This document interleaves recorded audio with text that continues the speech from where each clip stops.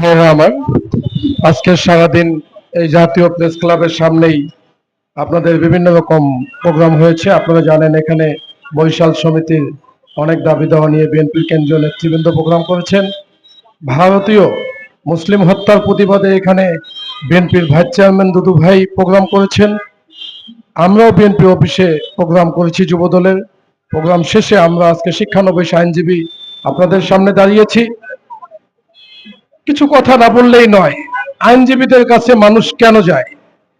যখন ভাইয়ে ভাইয়ে বাবা মায়ে, আপনারা বিশ্বাস করবেন না, ঢাকা বারের সম্মানিত সভাপতি দেলোয়ার স্যার, আমি তার রুমে গিয়েছিলাম। নিজের মেয়ে মায়ের নামে মামলা করেছে সম্পত্তির জন্য, মা ছুটে এসেছে আইনজীবীর কাছে। সত্যি কতটা অসহায় হয়ে যে মেয়েকে জন্ম দিয়েছে, সেই মেয়ের জামাই নাকি ইয়াবা খায়, খেয়ে মায়ের নামে শাশুড়ির নামে মামলা করেছে।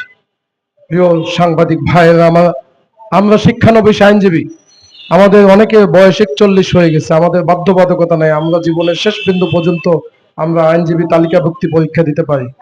আইনজীবী তালিকাভুক্তি পরীক্ষাটা আপনারা যদি পেনাল কোড 1860 সাল দেখেন, অনেক ধারা, আপনার ধর্ষণের ধারা 378, খুন সহ আপনাদের যে ডাকাতি, এটি 396 ধারা শাস্তি দেওয়া হয়। তা আমরা এত ধারা, এত কিছু পড়াশোনা করে আমাদের শিক্ষানবিশকালীন কোনো বেতন দেওয়া হয় না। আমরা কষ্ট করে কিভাবে চলি? তারপরে যখন একজন আইনজীবী হয়, আইনজীবী হওয়ার পরে যদি সে মামলা না পায়, মামলাগুলো চলে যায় সিনিয়র আইনজীবীদের কাছে। কতটা কষ্ট! তো আজকের যে ভাই, প্রিয় ভাই আয়োজন করেছেন, ভাইয়ের নামটি শাহিন ভাই। তিনি আইনজীবীদের প্রিয় মানুষ, আমাদের বন্ধু, বড় ভাই বা কারো ছোট ভাই, দীর্ঘকাল। উনি আজকে এসেছেন অনশনরত 3রা নভেম্বর থেকে। আমরা এই অনশনটি 2022 সালে করেছিলাম, শুভ সহ আরো কয়েকজন, শাহিন সহ আরো কয়েকজন মিলে। সেই সময় সচিব স্যারের সন্তান পরীক্ষা দিয়েছিল। আজকে তাকে ধন্যবাদ জানাই। উনি এসেছেন ফর্ম ফিল আপের অর্থটি বৃদ্ধি করার সময়। আমার বাবা তখন সিএমএস এ অসুস্থ ছিলেন। আমি বার কাউন্সিলের vice chairman Joynal Abedin sir, আমাদের প্রিয় স্যার, আমি তাকে মেসেজ দিয়েছিলাম, স্যার আপনি যে 4000 টাকা নির্ধারণ করলেন আমাদের পক্ষে সম্ভব, কিন্তু একজন গরিব আইনজীবী সে কিভাবে এই টাকাটি পরিশোধ করবে? তারপরের দিন উনি মিটিং ডেকেছিলেন।